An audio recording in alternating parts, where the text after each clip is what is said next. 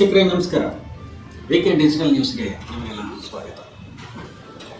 Cockroach Janata party ಹಾಗೂ ದೇಶದ ರಾಜಧಾನಿ ದೆಹಲಿ ವಿರೋಧ ಪಕ್ಷಗಳ ಸಮ್ಮಿಲನ, ಇಂದಿನ ಈ ವಿದ್ಯಮಾನಗಳನ್ನೆಲ್ಲ ನಾವು ನೋಡ್ತಾ ಇದ್ದಾಗ ಕಾಕ್ರೋಚ್ ಜನತಾ ಪಾರ್ಟಿಯ ಆಕ್ರೋಶ ಇವತ್ತು ದೆಹಲಿಯಲ್ಲಿ ಕಟ್ಟಿ ಹಿಡಿದಿದೆ. ಪ್ರಧಾನಿ ನಿವಾಸದ ಮುಂದೆ ಒಂದಷ್ಟು ಪ್ರತಿಭಟನೆಗಳು ಮತ್ತು ಲಾಠಿ ಪ್ರಹಾರ ಮತ್ತು ಕೆಲವು ಸನ್ನಿವೇಶಗಳು ಸೃಷ್ಟಿಯಾಗಿವೆ.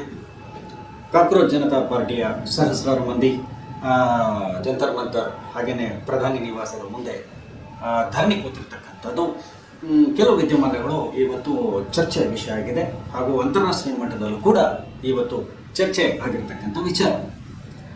ಧರ್ಮೇಂದ್ರ ಪ್ರಧಾನ್ ರಾಜೀನಾಮೆ ಕೊಡಬೇಕು, ನೀಟ್ ಪ್ರಶ್ನೆ ಪತ್ರಿಕೆ ಸೋರಿಕೆಯಲ್ಲಿ ಅವರ ಭಾಗಿ ಇದೆ, ಅವರು ಕಾರಣರಾಗ್ತಾರೆ, ಅವರು ಆರೋಪಗಳನ್ನು ಎದುರಿಸುತ್ತಿದ್ದಾರೆ.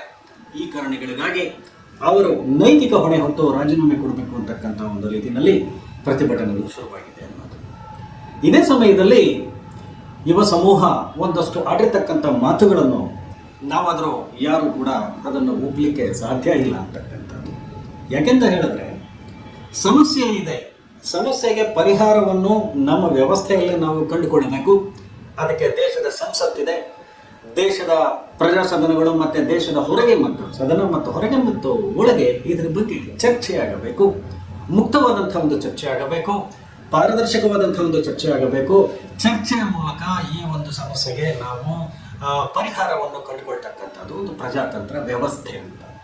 ಇದು ರಾಜಕೀಯ ಪಕ್ಷಗಳಿಗೂ ಅನ್ವಯ ಆಗುತ್ತೆ, ಸಂಘಟನೆಗಳಿಗೂ ಅನ್ವಯ ಆಗುತ್ತೆ, ವಿದ್ಯಾರ್ಥಿ ಸಮೂಹಕ್ಕೂ ಅನ್ವಯ ಆಗುತ್ತೆ, ಕಾಕ್ರೋಚ್ ಜನತಾ ಪಾರ್ಟಿಗೂ ಅನ್ವಯ ಆಗುತ್ತೆ ಅಂತಕ್ಕಂಥದ್ದನ್ನು ನಾವು ಮರೆಯಬಾರದು. ಅದು ಬಿಟ್ಟು ನಾವು ಶ್ರೀಲಂಕಾ ಮಾದರಿಯಲ್ಲಿ ಪಾರ್ಲಿಮೆಂಟ್ ಅನ್ನು ಧೂಳಿಪಟ ಮಾಡ್ತೇವೆ, ನೇಪಾಳ ಬಾಂಗ್ಲಾದೇಶದಲ್ಲಿ ಆದಂಥ ರೀತಿಯಲ್ಲಿ ನಾವು ಚಳವಳಿ ಮಾಡಿ ಸಂಸತ್ತು ಮತ್ತು ದೇಶದ ಪ್ರಧಾನಿಯವರ ಮನೆಗಳನ್ನು ಪುಡಿ ಮಾಡ್ತೇವೆ ಅಂತಕ್ಕಂಥ ಆಕ್ರೋಶಭರಿತವಾದಂಥ ಮಾತುಗಳನ್ನು ನಾವು ಈ ಸಂವಿಧಾನ ದೇಶದಲ್ಲಿ ಅಥವಾ ಪ್ರಜಾತಾಂತ್ರಿಕ ವ್ಯವಸ್ಥೆಯಲ್ಲಿ ಒಪ್ಪಲು ಸಾಧ್ಯ ಇಲ್ಲ. ಹಾಗಾಗಿ ಈ ವಿಚಾರಗಳಿಗೆ ನಾವು ಹೆಚ್ಚು ಒತ್ತು ಕೊಡ್ತಕ್ಕಂಥ ಅವಶ್ಯಕತೆ ಇಲ್ಲ. ಯಾಕೆಂತ ಹೇಳಿದ್ರೆ ಇಲ್ಲಿ ಈ ಆಕ್ರೋಶಕ್ಕೆ ಕಾರಣವಾದರೂ ಏನು ಅಂತಕ್ಕಂಥದ್ದು ನೋಡಬೇಕು. ಹೌದು, ನೀಟ್ ಪ್ರಶ್ನೆ ಪತ್ರಿಕೆ, ನೀಟ್ ಪ್ರವೇಶ ಪರೀಕ್ಷೆಯಲ್ಲಿ ವ್ಯಾಪಕವಾದಂತಹ ಒಂದು ಅಕ್ರಮಗಳು, ಅವ್ಯವಹಾರಗಳು, ಭ್ರಷ್ಟಾಚಾರ ಆಗಿದೆ. ಇದರ ಹಿಂದೆ ಬಹಳ ದೊಡ್ಡ ವ್ಯಕ್ತಿಗಳು ಅಥವಾ ಪ್ರಭಾವಶಾಲಿ ವ್ಯಕ್ತಿಗಳು ಇದರಲ್ಲಿ ಭಾಗಿಯಾಗಿದ್ದಾರೆ. ಇದರಲ್ಲಿ ಒಂದು ದೊಡ್ಡ ಜಾಲ ಇದೆ ಅಂತಕ್ಕಂಥದ್ದನ್ನು ಅರ್ಥ ಮಾಡ್ಕೋಬೇಕು. ಇದು ಮೇಲ್ನೋಟಕ್ಕೆ ಕಾಣ್ತಾ ಇದೆ ಅನ್ನೋದು. ಹಾಗಾದರೆ ಈಗ ಆಗಬೇಕಾಗಿರ್ತಕ್ಕಂಥದ್ದು ಪ್ರಶ್ನೆ ಪತ್ರಿಕೆ ಸೋರಿಕೆಗೆ ಕಾರಣರಾದವರು ಯಾರು, ಇದರ ಹಿಂದೆ ಭಾಗಿಯಾಗಿರ್ತಕ್ಕಂಥ ವ್ಯಕ್ತಿಗಳು ಯಾರು, ಅವರು ಯಾವ ರೀತಿ ಇದರಲ್ಲಿ ಭಾಗಿಯಾದರು, ಈ ಭಾಗಿಯಾಗಲಿಕ್ಕೆ ಯಾರು ಎಲ್ಲೆಲ್ಲಿ ಯಾವ ರೀತಿಯಾದಂಥ ಒಂದು ಸಂಚನ್ನು ಮಾಡಿದ್ದಾರೆ, ಇದು ಬಹಳ ಮುಖ್ಯವಾಗಿ ತನಿಖೆಯಾಗಬೇಕಾಗತ್ತೆ. ಈ ತನಿಖೆ ವಿಶ್ವಾಸಪೂರ್ಣವಾಗಿ ಹಾಗೂ ವಿಶ್ವಾಸದಾಯಕವಾಗಿ ಇಡೀ ದೇಶ ಜನ ಒಪ್ಪುವಂಥ ರೀತಿಯಲ್ಲಿ ಒಂದು ನಿಷ್ಪಕ್ಷಪಾತವಾದಂತಹ ಒಂದು ತನಿಖೆಯನ್ನು ಆಗಬೇಕಾಗತ್ತೆ. ಈ ವಿಚಾರದಲ್ಲಿ ಸರ್ಕಾರ, ಪ್ರಧಾನಮಂತ್ರಿ ಹಾಗೂ ಮಾನವ ಸಂಪನ್ಮೂಲ ಮಂತ್ರಿ ಸಚಿವಾಲಯದವರು ಒಂದು ಸ್ಪಷ್ಟವಾದಂತಹ ಒಂದು ಹೇಳಿಕೆಯನ್ನು ಕೊಟ್ಟಾಗ ಜನರಿಗೆ ಒಂದು ವಿಶ್ವಾಸ ಬರುತ್ತೆ. ಹಾಗೆಯೇ ಈ ಒಂದು ತನಿಖೆ ನಿಷ್ಪಕ್ಷಪಾತವಾಗಿ ನಡೆಯಬೇಕಾಗಿದ್ದರೆ ಇದಕ್ಕೆ ಒಬ್ಬ ಸುಪ್ರೀಂ ಕೋರ್ಟಿನ ಹಾಲಿ ನ್ಯಾಯಾಧೀಶರು ಅಥವಾ ರಿಟೈರ್ಡ್ ನ್ಯಾಯಮೂರ್ತಿಗಳ ಒಂದು ಸಾರಥ್ಯದಲ್ಲಿ ಒಂದು ನಿಷ್ಪಕ್ಷಪಾತವಾದಂತಹ ಒಂದು ತನಿಖೆಯನ್ನು ಮಾಡಿಸಿದಾಗ ಸತ್ಯಾಸತ್ಯತೆಗಳು ಹೊರಗೆ ಬರುತ್ತೆ ಅಂತಕ್ಕಂಥದ್ದನ್ನು ಅರ್ಥ ಮಾಡ್ಕೋಬೇಕು. ಈ ಒಂದು ಪ್ರಯತ್ನಕ್ಕೆ ಕೇಂದ್ರ ಸರ್ಕಾರ ಮುಂದಾಗಬೇಕಿದೆ. ಲೋಕಸಭೆಯಲ್ಲಿ ಚರ್ಚೆ ಆಗಲಿ, ಇದರ ಹುಳುಕುಗಳು ಎಲ್ಲಿದೆ, ಈ ಹುಳುಕುಗಳಲ್ಲಿ ಯಾರ್ಯಾರು ಭಾಗಿಯಾಗಿದ್ದಾರೆ ಗೊತ್ತಿಲ್ಲ ನಮಗೆ. ಯಾವ ರಾಜಕೀಯ ಮುಖಂಡರು, ಯಾವ ಅಧಿಕಾರಿಗಳು. ಇಂಥ ಸ್ಕ್ಯಾಮ್ಗಳು ದೇಶದಲ್ಲಿ ಕಂಡು ಬಂದಾಗ, ಇಂಥ ಸ್ಕ್ಯಾಮ್ಗಳು ಅಥವಾ ಹಗರಣಗಳು ಕೇಳಿ ಬಂದಾಗ ಇದರಲ್ಲಿ ನಾವು ನೋಡಿದ್ದೇವೆ ಹಿಂದೆ. ಹಾಗಾದ್ರೆ ಈ ಸತ್ಯಾಸತ್ಯತೆಗಳು ಹೊರಗೆ ಬರಬೇಕಲ್ಲ. ಈ ಸತ್ಯಾಸತ್ಯತೆಗಳು ಹೊರಗೆ ಬಂದಾಗಲೇ ನೀವು ಯಾರು ಅದರಲ್ಲಿ ಭಾಗಿಯಾಗಿದ್ದಾರೆ ಅಂತಹ ಒಂದು ಆರೋಪಿಗಳನ್ನು ನೀವು ನ್ಯಾಯಾಲಯದ ಮುಂದೆ ಕಟಕಟೆಯಲ್ಲಿ ನಿಲ್ಲಿಸಿ ವಿಚಾರಣೆ ನಡೆಸಿ ಶಿಕ್ಷೆ ಕೊಡಲಿಕ್ಕೆ ಸಾಧ್ಯ ಆಗುತ್ತೆ ಅಂತಕ್ಕಂಥದ್ದು. ಅದು ಬಿಟ್ಟು ಇದನ್ನು ರಾಜಕೀಯ ವಲಯದಲ್ಲಿ ರಾಜಕೀಕರಣಗೊಳಿಸಿದಾಗ, ಇದರಲ್ಲಿ ಪೊಲಿಟಿಸೈಸ್ ಮಾಡಿದಾಗ ಸತ್ಯಾಸತ್ಯತೆಗಳು ಹೊರಗೆ ಹೋಗುತ್ತೆ. ನೆಗಡಿ ಬಂದಿದೆ ಅಂತ ಹೇಳ್ಬಿಟ್ಟು ನಾವು ಮೂಗು ಕೂಯ್ಕೊಳ್ಳೋಕೆ ಹೋಗ್ಲಿಕ್ಕೆ ಸಾಧ್ಯ ಇಲ್ಲ. ಆ ನೆಗಡಿಯನ್ನು ವಾಸಿ ಮಾಡೋದು ಹೇಗೆ ಅಂತಕ್ಕಂಥದ್ದು in the interest of the nation, in the interest of the students, ಇದನ್ನು ಆಲೋಚನೆ ಮಾಡಬೇಕಾದ್ರೆ ನಮ್ಮೊಂದು ಪ್ರಜಾತಂತ್ರ ವ್ಯವಸ್ಥೆ ಇದೆಯಲ್ಲ, ಡಿಸ್ಕಷನ್ ಇದೆಯಲ್ಲ, ಡೆಲಿಬರೇಷನ್ಸ್ ಇದೆಯಲ್ಲ, ಇದಕ್ಕೆ ದೇಶದ ಸರ್ವೋನ್ನತವಾದಂತಹ ಒಂದು ಪಾರ್ಲಿಮೆಂಟರಿ ಸಿಸ್ಟಮ್ ಅಲ್ಲಿ ಇರ್ತಕ್ಕಂಥ ಇದರಲ್ಲಿ ಪಾರ್ಲಿಮೆಂಟ್ ಅಲ್ಲಿ ಇದು ವಿಸ್ತೃತವಾದಂತಹ ರೀತಿಯಲ್ಲಿ ಚರ್ಚೆ ಆಗಲಿ. ಒಂದು ದಿನ ಅಲ್ಲ, 2 ದಿನ ಅಲ್ಲ, 3 ದಿನ ಚರ್ಚೆ ಆಗಲಿ. ಇದರಲ್ಲಿ ಇರ್ತಕ್ಕಂಥ ಹುಡುಕುಗಳು ಏನಾದರೂ ಆಗಿದ್ದರೆ ಇದನ್ನು ಸರ್ಕಾರ ಒಪ್ಪಿಕೊಳ್ಳುವಂತಹ ಒಂದು ಫೇರ್ ಮೈಂಡ್ ಈ ಒಂದು ಸರ್ಕಾರಕ್ಕೆ ಬೇಕಾಗುತ್ತೆ. ಇದು ದೊಡ್ಡಸ್ತಿಗೆ ವಿಚಾರ ಅಲ್ಲ. ಈ ದೇಶದಲ್ಲಿ ತಪ್ಪುಗಳಾಗುತ್ತೆ, ಅಕ್ರಮಗಳಾಗಿದೆ. ಇದನ್ನು ಒಂದು ಸೂಚ್ಯವಾಗಿ ನಿನ್ನೆ ಪ್ರಧಾನಮಂತ್ರಿಯವರು ಈ ಒಂದು ಇದನ್ನು ಕೊಟ್ಟಿದ್ದಾರೆ. ಎಲ್ಲಿ ಇದು ಯಾರೇ ತಪ್ಪು ಮಾಡಿದರೆ ಇದು ಘೋರ ಅಪರಾಧ ಆಗುತ್ತೆ, ನಾವು ವಿದ್ಯಾರ್ಥಿಗಳ ಹಿತಾಸಕ್ತಿಯನ್ನು ಬಲಿಗೊಡುವುದಿಲ್ಲ ಅಂತಕ್ಕಂಥ ಮಾತನ್ನು ಅವರು ಪ್ರಾಸ್ತಾವಿಕವಾಗಿ ಅವರ NDA ಒಂದು ಸಭೆಯಲ್ಲಿ ಅವರು ಮಾತನಾಡಿದ್ದಾರೆ. ಇದೇ ಮಾತುಗಳನ್ನು ಅವರು ಪಾರ್ಲಿಮೆಂಟ್ ಅಲ್ಲಿ ಹೇಳಿದಾಗ ಅದು ಅವರ ಒಂದು ಘನತೆ ಮತ್ತು ದೇಶದ ಒಂದು ಇದಕ್ಕೆ ಕುತ್ತಾಗುವುದಿಲ್ಲ, ಒಂದು ಕುಂದುಂಟಾಗುವುದಿಲ್ಲ ಅಂತಕ್ಕಂಥ ನಾವು ಅರ್ಥ ಮಾಡ್ಕೋಬೇಕು. ವ್ಯವಸ್ಥೆಯನ್ನು ಒಟ್ಟಾರೆ ಸರಿಪಡಿಸಬೇಕು.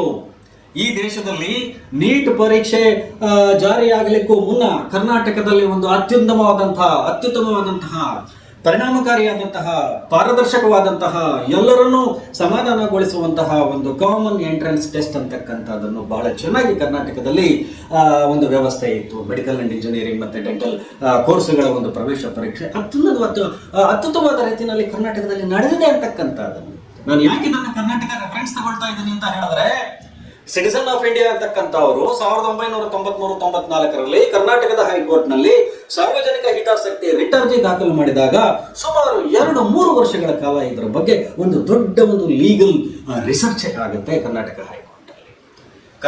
ಹೈಕೋರ್ಟ್ನಿಂದ ಬಂದಂತ various interim orders and final orders ಇವತ್ತು ಇಡೀ ದೇಶದ ಒಂದು ನೀಟ್ ಪಾರದರ್ಶಕ ಒಂದು ಖಡಕ್ಕಾದಂತಹ ಒಂದು ಪರೀಕ್ಷೆ ನಡೆಸಲಿಕ್ಕೆ ಒಂದು ಮಾರ್ಗದರ್ಶಿ ಸೂಚನೆ ಆಗುತ್ತೆ ಅಂತಕ್ಕಂಥದ್ದನ್ನು ನಾವು ಅರ್ಥ ಮಾಡ್ಕೋಬೇಕು. ಆ ವ್ಯವಸ್ಥೆಯಲ್ಲಿ ಒಂದು ಮೆಡಿಕಲ್ ಅಂಡ್ ಇಂಜಿನಿಯರಿಂಗ್ ಮತ್ತು ಡೆಂಟಲ್ ಪ್ರವೇಶ ಪರೀಕ್ಷೆಗಳು ಮಾಡಬೇಕಾಗಿದ್ರೆ ಯಾವ ಮಾನದಂಡಗಳನ್ನು ಅನುಸರಿಸಬೇಕು. ಈ ಮಾನದಂಡಗಳನ್ನು ಅನುಸರಿಸಿದಾಗ ಒಬ್ಬ ಕಟ್ಟಕಡೆಯ ಸಾಮಾನ್ಯ ಪ್ರಜೆಗೂ ಯಾವ ರೀತಿಯಾದಂತಹ ಒಂದು ನ್ಯಾಯ ಸಿಗುತ್ತೆ ಅಂತಕ್ಕಂಥದ್ದು ಒಳ್ಳೆ ಆರ್ಡರ್ಗಳು ಕೂಡ ಬಂದಿದೆ ಅಂತಕ್ಕಂಥದ್ದು. ಇದರ ಮೇಲೆ ಕರ್ನಾಟಕ ಸರ್ಕಾರ ಒಪ್ಪಿಕೊಂಡು ವೆಂಕಟರಮಣ ಸಮಿತಿ, ರಂಗವಿಠಲಾಚಾರ್ಯ ಸಮಿತಿ, ಹಾಗೇನೆ ಮುರುಗೋಡು ಸಮಿತಿ ಅಂತಕ್ಕಂಥದ್ದನ್ನು ಮಾಡಿ ಅವರು ಕೊಟ್ಟಂತಹ ಶಿಫಾರಸುಗಳನ್ನು ತೆಗೆದುಕೊಂಡು ಒಂದು ವ್ಯವಸ್ಥೆಗೆ ಬಂದಿತ್ತು. Karnataka common entrance test examination ಅಂತಕ್ಕಂಥದ್ದು ಇಡೀ ದೇಶಕ್ಕೆ ಒಂದು ಮಾದರಿ ಅಂತಕ್ಕಂಥದ್ದನ್ನು ಮರಿಬಾರದು. ಈ ಹಂತದಲ್ಲಿ, ಈ ಸನ್ನಿವೇಶದಲ್ಲಿ ಕೇಂದ್ರ ಸರ್ಕಾರ ಈ ಎಲ್ಲ ಅಂಶಗಳನ್ನು ಕೂಡ ತಜ್ಞರನ್ನು ಕರೆಸಿ ಸಮಾಲೋಚನೆ ಮಾಡಿ ಮುಕ್ತವಾಗಿ ಚರ್ಚೆ ಮಾಡಿ ಸಮಸ್ಯೆಗೆ ಪರಿಹಾರ ಕಂಡುಕೊಳ್ತಕ್ಕಂಥದ್ದನ್ನು ಬಿಟ್ಟು ಪ್ರತಿಷ್ಠೆಗೆ ಅಂಟಿಕೊಂಡರೆ ವಿದ್ಯಾರ್ಥಿಗಳಿಗೆ ನೀವು ನ್ಯಾಯ ಕೊಡಲಿಕ್ಕೆ ಸಾಧ್ಯ ಇಲ್ಲ. ಒಂದು ಇಶ್ಯೂ ಅಂತಕ್ಕಂಥದ್ದು ಹಾಗೇನೆ ಇರುತ್ತೆ. ಫೇರ್ ಡೆಮಾಕ್ರಸಿ ಮತ್ತೆ fair governance and fair administration ಅಂತ ಹೇಳಿದ್ರೆ ಇದನ್ನು ಕೇಂದ್ರ ಸರ್ಕಾರ ಇವತ್ತು ಮಾಡಲೇಬೇಕಾಗುತ್ತೆ. ಯಾವ ಪಕ್ಷದವರು, ಯಾವ ನಾಯಕರು ಇದರ ಬಗ್ಗೆ ಏನೇನು ಅವರು ಪ್ರಸ್ತಾವನೆಗಳು ಸಲ್ಲಿಸ್ತಾರೆ, ಏನೇನು ಸಲಹೆಗಳಿದೆ ಅದನ್ನು ತೆಗೆದುಕೊಳ್ಳಿ, ಮುಕ್ತವಾಗಿ ಆಲೋಚನೆ ಮಾಡಿ ಸಮಸ್ಯೆಗೆ ಒಂದು ಪರಿಹಾರವನ್ನು ಕಂಡುಕೊಳ್ತಕ್ಕಂಥ ರೀತಿಯಲ್ಲಿ ಹೋಗಬೇಕೇ ವಿನಃ ನಾವು ಹೇಳಿದ್ದೇ ಸರಿ ಅಂತಕ್ಕಂಥ ಒಂದು ಏಕಪಕ್ಷೀಯವಾದ ರೀತಿಯಲ್ಲಿ ತೀರ್ಮಾನಗಳು ತೆಗೆದುಕೊಂಡರೆ ಯುವಜನರ ಆಕ್ರೋಶ ಇನ್ನೂ ಹೆಚ್ಚಾಗುತ್ತೆ. ಈ ವಿಚಾರದಲ್ಲಿ CJP ಅವರು ಕೂಡ ಸ್ವಲ್ಪ ಆಲೋಚನೆ ಮಾಡಿ ಇಶ್ಯೂವನ್ನು ಸಾಲ್ವ್ ಮಾಡಲಿಕ್ಕೆ, ಸಮಸ್ಯೆಯನ್ನು ಸಾಲ್ವ್ ಮಾಡತಕ್ಕಂಥ ರೀತಿಯಲ್ಲಿ ಅವರು ಕೂಡ ಒಂದು ಚಿಂತನ ಮಂಥನ ಮತ್ತು ಸಮಾವೇಶಗಳನ್ನು ಮಾಡಬೇಕೇ ವಿನಃ ಆಕ್ರೋಶದಲ್ಲಿ, ಆವೇಶಕ್ಕೆ ನಿಮ್ಮ ಒಂದು ಮೈಂಡ್ ಅನ್ನು ಕೊಟ್ಟರೆ, ಆವೇಶಕ್ಕೆ ನಿಮ್ಮ ಮನಸ್ಸನ್ನು ಆ ಕಡೆ ದೃಷ್ಟೀಕರಿಸಿದರೆ ಅದರಿಂದ ಅವಾಂತರಗಳೇ ಆಗುತ್ತೆ ವಿನಃ ಅದರಿಂದ ಸಮಸ್ಯೆಗಳು ಬಗೆಹರಿಯುವುದಿಲ್ಲ ಅಂತಕ್ಕಂಥದ್ದನ್ನು ನಾವೆಲ್ಲ ಅರ್ಥ ಮಾಡ್ಕೋಬೇಕು. ಒಟ್ಟಿನಲ್ಲಿ ಈ ವಿಚಾರದಲ್ಲಿ ಇಡೀ ದೇಶ ಇವತ್ತು ಕೇಂದ್ರ ಸರ್ಕಾರ, ರಾಜಕೀಯ ಪಕ್ಷಗಳು, ಕಾಕ್ರೋಚ್ ಜನತಾ ಪಾರ್ಟಿ ಮತ್ತು ವಿವಿಧ ಸಂಘಟನೆಗಳು ಸಮಸ್ಯೆಯನ್ನು ಬಗೆಹರಿಸತಕ್ಕಂಥ ರೀತಿಯಲ್ಲಿ ಪಾರದರ್ಶಕವಾದ ಪ್ರಜಾತಾಂತ್ರಿಕವಾದಂತಹ ಒಂದು ನೆಲೆಗಟ್ಟಿನಲ್ಲಿ ಆಲೋಚನೆ ಮಾಡಿ ಸಮಸ್ಯೆಗೆ ಪರಿಹಾರ ಕಂಡುಕೊಳ್ಬೇಕು ಅಂತಕ್ಕಂಥದ್ದು ಈ ಕ್ಷಣದ ಒಂದು ವಾಸ್ತವ ಸಂಗತಿ. ವೀಕ್ಷಕರೇ, VK digital news YouTube channel ಅನ್ನು ಲೈಕ್ ಮಾಡಿ, ಸಬ್ಸ್ಕ್ರೈಬ್ ಮಾಡಿ ಮತ್ತು ಹೆಚ್ಚಿನ ಜನರಿಗೆ ಶೇರ್ ಮಾಡಿ.